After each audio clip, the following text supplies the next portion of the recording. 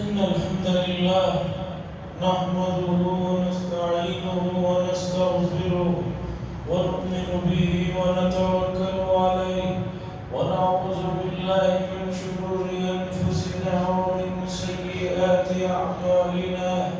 من يهده الله فلا مضل له ومن يضلله فلا هادي له ونشهد أن لا إله إلا الله وحده لا شريك له ونشهد أن سيدنا ونبينا ومولانا محمدا عبده ورسوله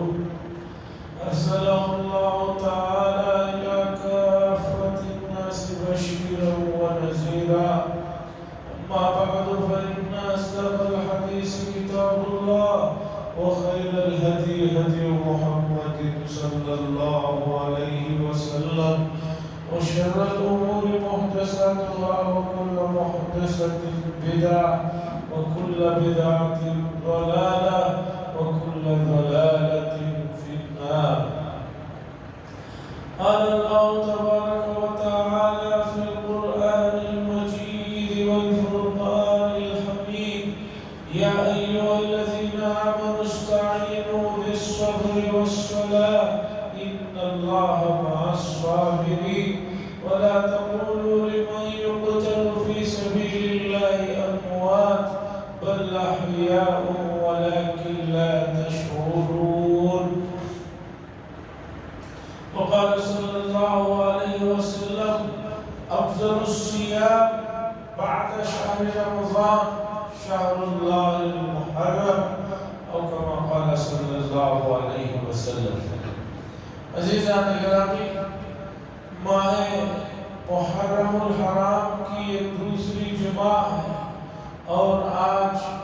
9ویں تاریخ ہے، اور ماہ محرم الحرام کا مہینہ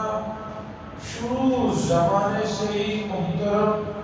مقدس اور بابرکت رہا ہے، اور اسلامی عقیدوں کے مطابق کسی چیز میں نحوست کا جو عقیدہ ہے وہ اسلامی عقیدہ نہیں. اللہ کی بنائی ہوئی کسی چیز میں نحوست ہو، ایسا ہو نہیں سکتا. یہ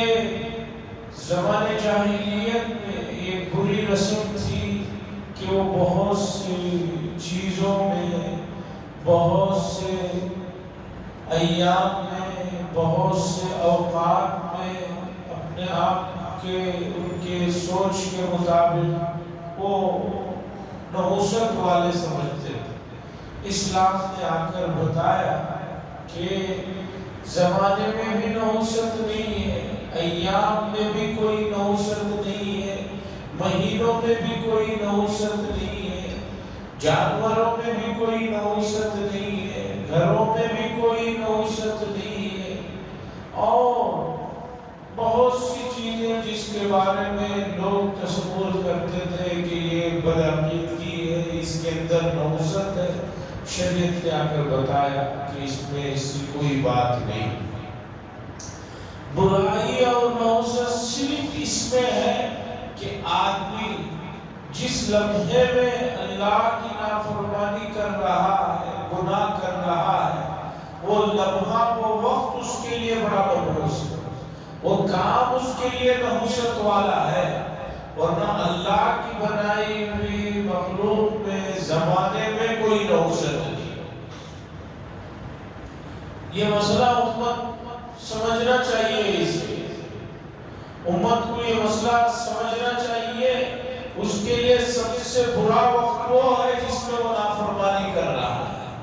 اور اللہ سے پناہ مانگے آدمی کے اس حالت میں روح نہ قبض ہو جائے. جس حالت میں نافرمانی کر رہا ہے اس حالت میں اس کی روح نہ نکل جائے، اس سے جو ہے پناہ چاہنا چاہیے، اور نہ جو ہے اس بری حالت میں اس کا انتقال ہو جائے تو اسی بری حالت میں اسے اٹھایا جائے. حدیث میں آتا ہے جو لوگ حج پر جاتے ہیں حالت احرام میں بعضوں کا رسول اللہ صلی اللہ علیہ وسلم کے حجت الوداع کے موقع پر انتقال ہو گیا تو رسول اللہ صلی اللہ علیہ وسلم نے فرمایا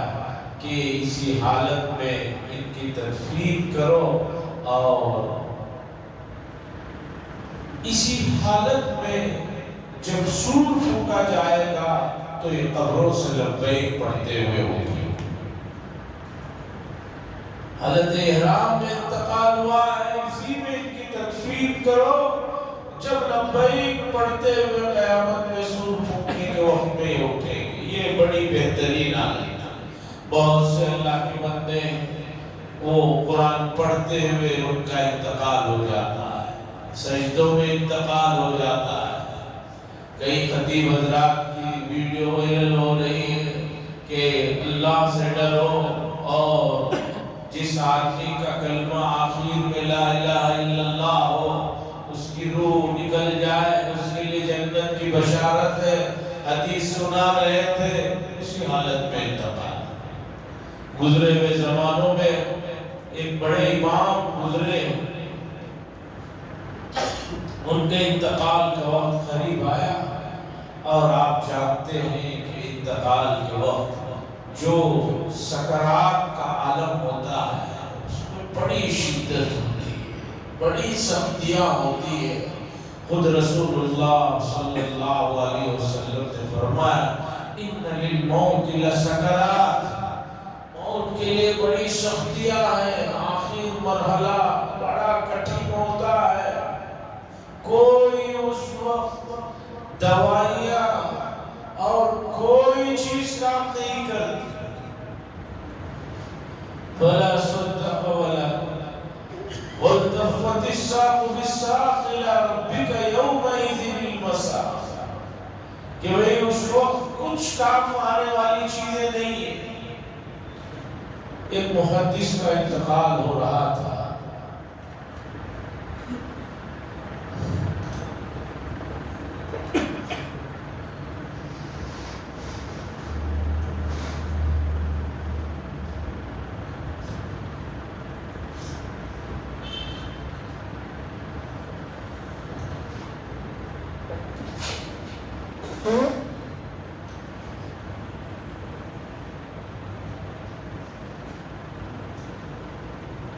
شاگرد بیٹھ کر کلمے کی تلقین کر رہے تھے کہ کسی طرح آخر وقت میں کلمہ پڑھے تو موت کی سختیاں چل رہی تھی، ان سے کلمہ پڑھا نہیں جا رہا تھا۔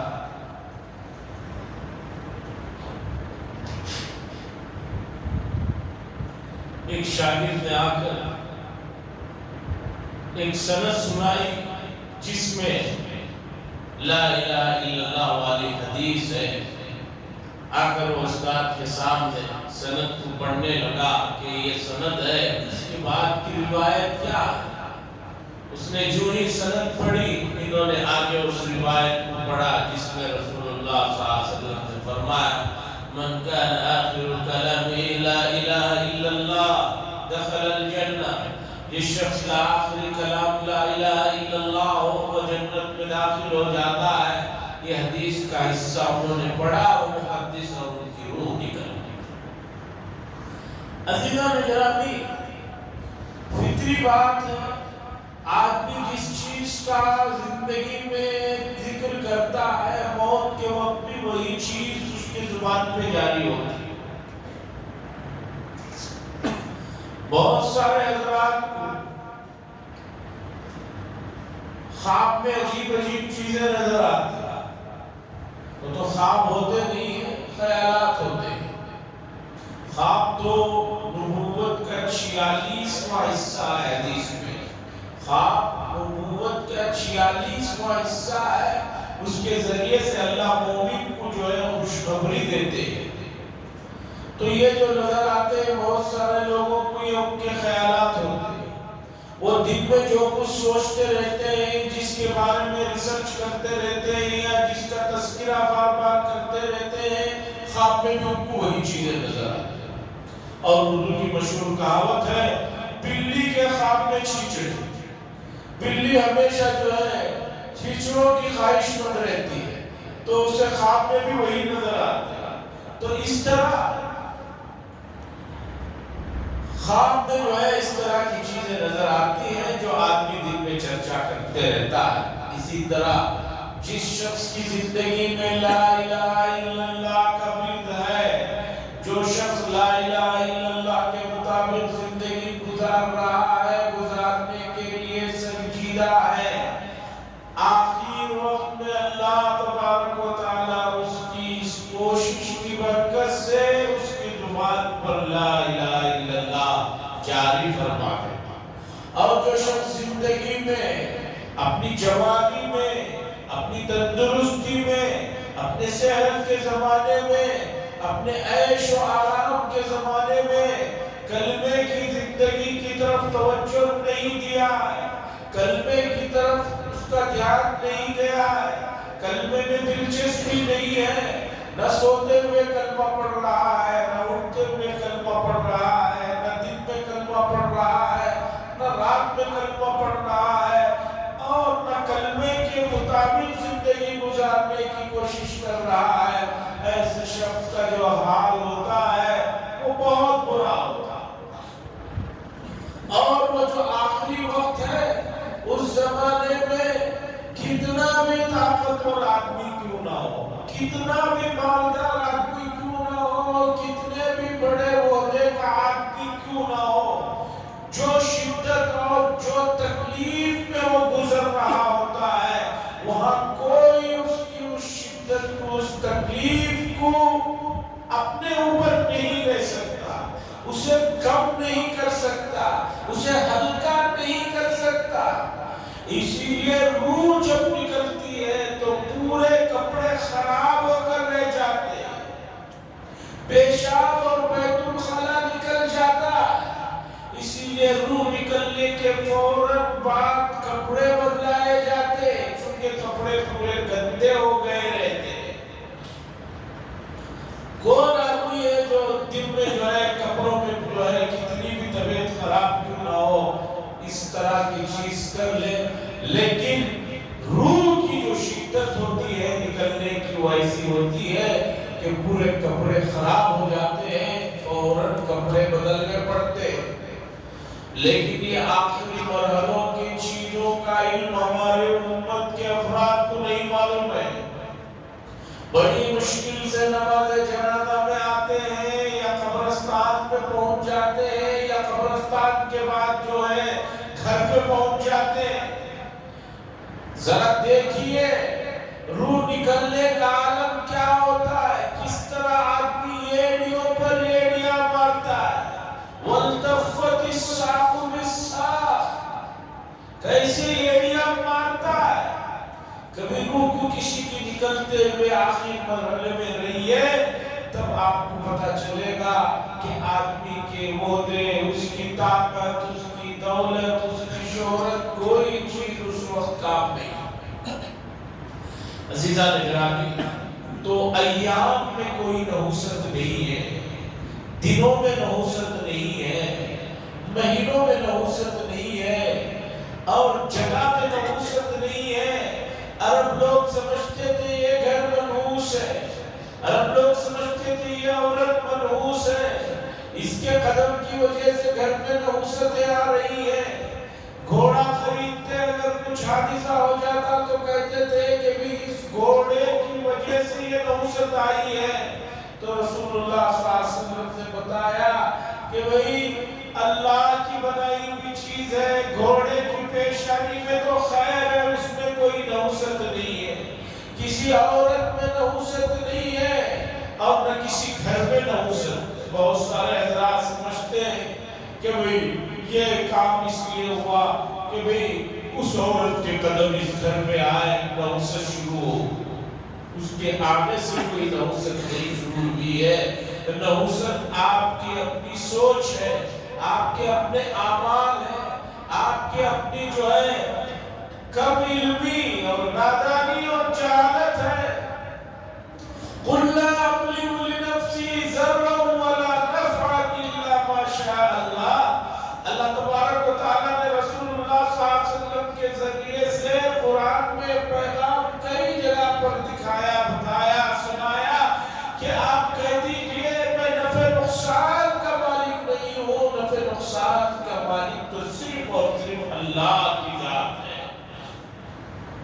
عزیزان گرامی،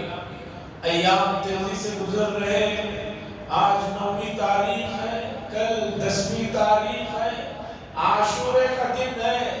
اور عاشورے کے دن رسول اللہ صلی اللہ علیہ وسلم نے فرمایا کہ آدمی روزہ رکھے، اور روزہ رکھنے کے بعد آدمی کے دل و دماغ میں خود بخود نرمی آ جاتی ہے، خود بخود ایک گناہوں سے بچنے کا جذبہ آ جاتا ہے، اور دعا کریں اس لیے کہ یہ عاشورے کا جو دن ہے، 10 محرم الحرام کا جو دن ہے، بڑا محترم دن ہے، اس لیے کہ اللہ تعالیٰ نے اس دن کے ساتھ بہت سے گزرے ہوئے زمانے میں بڑے لوگوں کے ساتھ بڑے قیمتی واقعات پیش آئے ہیں۔ خاص طور پر حضرت موسیٰ علیہ السلام جس زمانے میں تھے، اس زمانے میں فرعون اور اس کا جو لشکر تھا وہ بہت بڑی طاقت تھی، جو دن رات ظلم و ستم کے پہاڑ توڑ رہے تھے بنی اسرائیل پر۔ اللہ تعالیٰ نے موسیٰ علیہ السلام کو اور ان کی قوم بنی اسرائیل کو فرعون اور اس کے پورے لشکر کو لے جا کر سمندر میں غرق فرما دیا، اور ہمیشہ کے لیے وہ تباہ و برباد ہو گئے۔ اس موقع پر حضرت موسیٰ علیہ السلام نے اتنے بڑے دشمن سے نجات کے لیے جو نجات ملی، اس خوشی میں روزہ رکھا تھا، تو رسول اللہ صلی اللہ علیہ وسلم نے فرمایا نحن احق بموسیٰ منکم، ہم لوگ موسیٰ علیہ السلام کے زیادہ قریب ہیں، ان کی خوشی ہمارے لیے بھی خوشی ہے، اس لیے ہم روزہ رکھیں گے، لیکن اس بات کا بھی پورا پاس و لحاظ رکھیں گے کہ مشابہت نہ ہو۔ یہ لوگ ایک روزہ رکھتے ہیں، ہم انشاءاللہ آنے والے سال اس سے پہلے بھی ایک روزہ رکھیں گے یا اس کے بعد ایک روزہ رکھیں گے، 9-10 کو رکھیں گے یا 10-11 کو رکھیں گے۔ مولانا منظور نعمانی صاحب نے اس روایت کی ذیل میں بڑی عجیب بات لکھی ہے۔ حضرت لکھتے ہیں کہ نبی کریم صلی اللہ علیہ وسلم نے امت کو مشابہت سے، دوسروں کی جو ہے نقش قدم پر چلنے سے کتنا زیادہ بچایا ہے کہ عبادات میں بھی شریعت نہیں چاہتی کہ دوسروں کی مشابہت اختیار کی۔ روزہ عبادت ہے، اس میں بھی شریعت نہیں چاہتی کہ دوسروں کی مشابہت اختیار کی جائے، اس لیے کہ مشابہت سے آہستہ آہستہ آدمی کے دل و دماغ میں سامنے والے کی محبت اور اس سے عقیدت بڑھتی چلے جاتی ہے، اور ایک وقت ایسا آتا ہے کہ آدمی کو اس کی چیزیں، اس کی سامنے والے کی چیزیں پوری نہیں محسوس ہوتی۔ عزیزان گرامی، بہت نازک دور سے، بڑے نازک مرحلے سے ہم لوگ گزر رہے ہیں۔ لوگ قرآن کی ان آیتوں کو بھلا بیٹھے ہیں جس میں اللہ یہ فرما رہے ہیں ما یود الذین کفروا، کہ جو لوگ کفر اور شرک پر ہیں اور جو یہود و نصارہ ہیں، وہ کبھی بھی امت مسلمہ سے راضی ہونے والے نہیں ہیں، یہاں تک کہ تم ان کے مذہب کو اختیار کرو۔ وَلَن تَرْضَىٰ عَنْكَ الْيَهُودُ وَلَا النَّصَارَىٰ حَتَّىٰ تَتَّبِعَ مِلَّتَهُمْ۔ قرآن کے پہلے پارے کی آیت ہے وَلَن تَرْضَىٰ، اللہ فرما رہے یہ لوگ کبھی بھی راضی نہیں ہو سکتے آپ سے، یہ یہود اور یہ نصارہ، یہاں تک کہ آپ ان کی ملت کو جوائن نہ کر لیں، اختیار نہ کر لیں۔ آج امت مسلمہ اتنی زیادہ کمزور ہو گئی ہے، اور کمزوری ہے جسمانی اعتبار سے ہے تو کوئی مسئلہ نہیں ہے، जिस्म तो कमजोर रहते हैं फिर ताकतवर हो जाते हैं, वो मसला नहीं है। उम्मत कमजोर हो गई है ज़हनी एतबार से, ज़हनी एतबार से इतनी गुलाम बन चुकी है कि अब उम्मत ये समझ रही है कि हमें इस दुनिया में कामयाब होना है, हमें यहाँ तरक्की करना है, यहाँ हमें आगे बढ़ना है, तो हमें जो है गैरों के तौर तरीकों को अपनाए बगैर जो है कामयाबी नहीं मिल सकती। ये जो गुलामियाना और गुलामाना ज़हनियत जो उम्मत के ज़हन में दिन ब दिन बढ़ती जा रही है, ये चीज जो है उम्मत के लिए बहुत ज्यादा जो है नुकसानदेह है। लोग कह रहे हैं कि भाई सेकुलर बन जाओ, सेकुलर तो बन गए हैं और सेकुलर बन जाओ और उनकी चीजों को मानने लगो और उनकी चीजों को जो है अपनाने लगो, तो कितना आदमी जो है अपने आप को दबाएगा, उसे इतना ही ज्यादा ऊपर से और दबाया जाए। अज़ीज़ान निगरानी, आपको अल्लाह ने जो शरीयत दी है, आपको जो अल्लाह ने इस्लाम की दौलत दी है, इस दौलत पर आप नाज करिए, इस पर आप फख्र कीजिए, इसे बबागे तौल किसी के सामने बताते हुए आपको दबने की और डरने की और शर्मसार होने की जरूरत नहीं है। आपके दीन में कोई ऐसा मसला नहीं है जो असल के मुताबिक नहीं है, जो नकल के मुताबिक नहीं है। हर चीज अल्लाह ने जो है आपको ऐसी सिलेक्शन करके दी है कि उससे बेहतरीन चीज दुनिया में किसी और मजहब वालों के पास मौजूदा जमाने में नहीं होती। लेकिन आप इस्लाम की चीजों को लेकर खुद आप एहसास से कमतरी में आ गए, शर्मिंदगी में आ गए और आप गैर गलत चीजों को सुनकर, गैर गलत तबसरों को सुनकर आप जो है परेशान हो रहे हैं, तो ये आपकी कमी है, ये आपकी मजबूरी है। तारीख का इल्म इस्लाम ने दिया, तारीख का इल्म जिसमें एक एक चीज को खंगालने के लिए, एक एक चीज को जांचने का तरीका इस्लाम ने और मुसलमानों ने दिया। इसीलिए आज हमारे पास अहादीस का जो ज़ख़ीरा है वो इतना मजबूत है और इतना सही है कि उसमें किसी भी तरह की कोई जो है कमी बेशी कोई आदमी नहीं निकाल सकता। ये बात गैर भी मानते, सहाबा से रिवायत लेने वाले ताबई, उनके बाद तबे ताबई, उसके नीचे के जो तबकात है, मुहद्दिसीन ने उन लोगों के ऊपर इतनी तहकीक की कि अगर किसी आदमी के बारे में शक होता कि इसका मेमोरी पावर जा रहा है या ये आदमी कभी झूठ बोल देता है, यहाँ तक के लोग अगर रिवायत बयान करने वाले ऐसे काम भी करते जो उस जमाने में शुरफा के लिए मुनासिब नहीं था, तो लोग जो है उनसे रिवायत नहीं लेते। इमाम बुखारी का मशहूर वाक़या है, उनको पता चला कि एक मुहद्दिस है,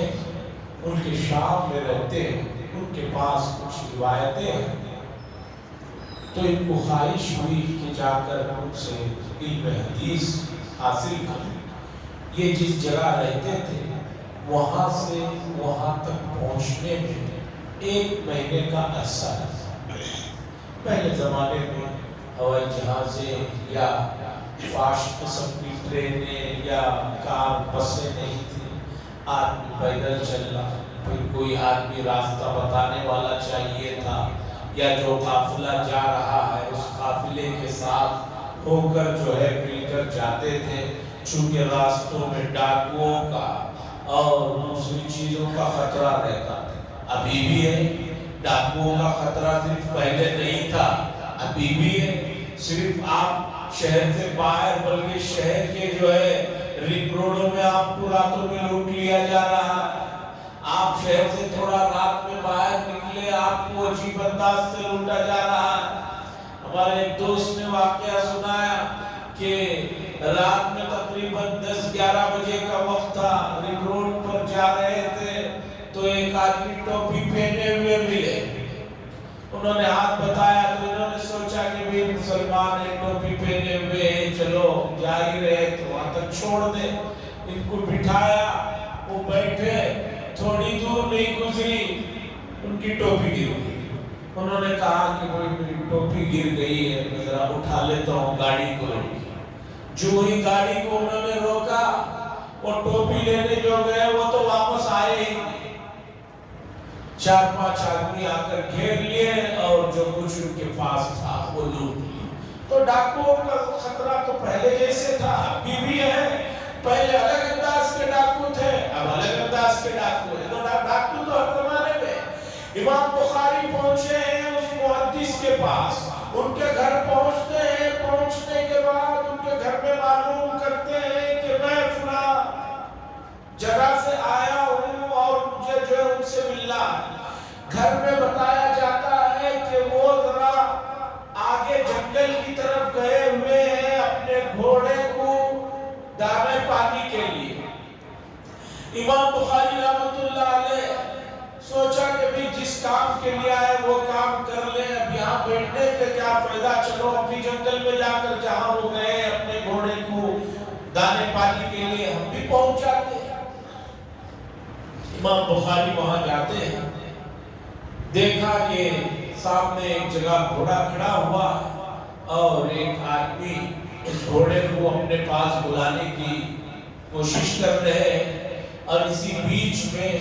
وہ صاحب اپنے دامن کرتے کو، دامن کو ایسا دکھا کر ہاتھ میں اس طرح کر رہے ہیں، ایسا دامن پکڑ کے اس طرح ہاتھ کر رہے تھے تاکہ گھوڑا کوئی چیز کھانے کی ہے یہ سوچ کر آ جائے۔ جانور پالنے والے جانتے ہیں کہ اس طرح دکھانے سے جانور آ جاتا ہے۔ فوراً امام بخاری رحمۃ اللہ علیہ جا کر ان کے دامن میں دیکھا، ان کے کرتے کے دامن میں دیکھا کہ کوئی چیز ہے اس میں، دیکھا تو وہاں کوئی چیز نہیں۔ امام بخاری رحمۃ اللہ علیہ نے پوچھا کہ یہاں تو کوئی بھی چیز نہیں ہے جسے دکھا کر آپ اپنے جانور کو بلا رہے ہیں؟ تو انہوں نے کہا ہاں کوئی بھی چیز نہیں ہے، وہ جانور میرا آ نہیں رہا ہے، اسے بلانے کے لیے اس طرح کر رہا ہوں تاکہ کوئی کھانے کی چیز ہے یہ سوچ کر وہ میرے پاس آیا۔ امام بخاری رحمۃ اللہ علیہ نے فرمایا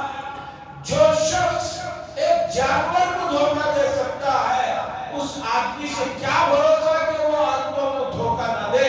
میں 1 مہینے کی مسافت طے کر کے آیا تھا تمہارے پاس ایک حدیث کو حاصل کرنے کے لیے، اب جب میں نے دیکھا کہ تم اس طرح کا کام کر رہے ہو تو اب مجھے آپ پر بھروسہ نہیں، مجھے آپ سے یہ بات نہیں کہنا کرنا ہے، یہ کہہ کر جو امام بخاری پھر واپس آ جاتا ہے۔ تو تاریخ کا علم بڑا مضبوط مسلمانوں نے قائم کیا، جس سے کوئی بات لی اس کے بارے میں بڑی چھانٹ بین اور تحقیق۔ لیکن افسوس کی بات کہ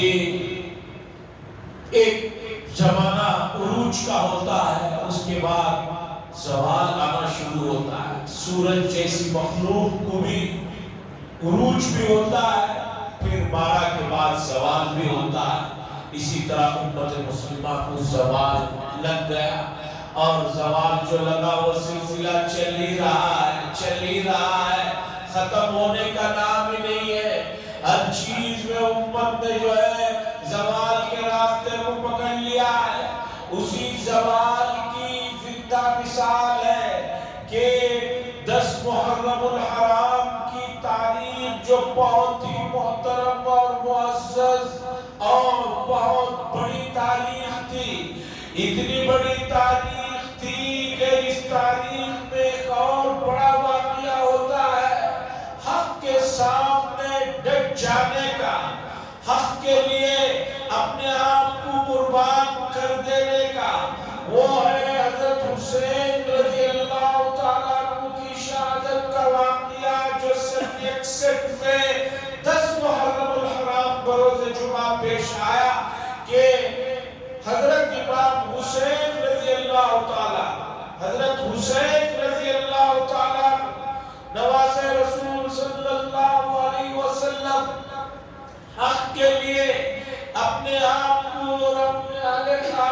جو ہے شہید دی مرتبہ تک جو ہے انہیں مل جاتا ہے، لیکن وہ ڈرتے نہیں ہیں، خوف نہیں کھاتے ہیں، اور جو ہے اپنا جان کا نذرانہ جو ہے پیش کر دیتے ہیں۔ لیکن بعد کے زمانوں میں اس واقعے میں اتنی زیادہ چیزوں کو خلط ملط کر دیا گیا، شیعہ اور دوسرے فرقوں نے اس واقعے کو ایسے نئے انداز میں رنگ میں رنگا کہ یہ عظیم واقعہ جو فخر کرنے کے قابل ہے، یہ عظیم تاریخ جو بتاتی ہے کہ جو ہے ہمارے بڑے ایسے بھی گزرے ہیں کہ جنہوں نے حق کے خاطر جو ہے اپنے زمانے کی سوبر پاور طاقتوں کے سامنے اپنے آپ کو نہیں جھکایا، لیکن دیکھیے انبیاء، یہ عظیم تاریخ جو فخر کے قابل ہے، جو اعزاز کے قابل ہے، جو اپنے آپ کو خوشی دینے کی تاریخ ہے، لوگوں نے اس تاریخ کو ایسا خلط ملط کیا اور دشمنوں نے ایسی چیزیں اس میں لا کر ڈال دی کہ یہ عظیم تاریخ جو ہے بجائے فخر کرنے کے، اعزاز کرنے کے، لوگوں کی نظروں میں یہ تاریخ اور یہ مہینہ پورے کا پورا منحوس بن کر رہ گیا۔ کتنا ایک دم چیز الٹ گئی ہے۔ ارے یہ تو اعزاز ہے، شہادت کوئی معمولی درجہ نہیں ہے، شہادت کوئی معمولی درجہ نہیں ہے۔ رسول اللہ صلی اللہ علیہ وسلم نے فرمایا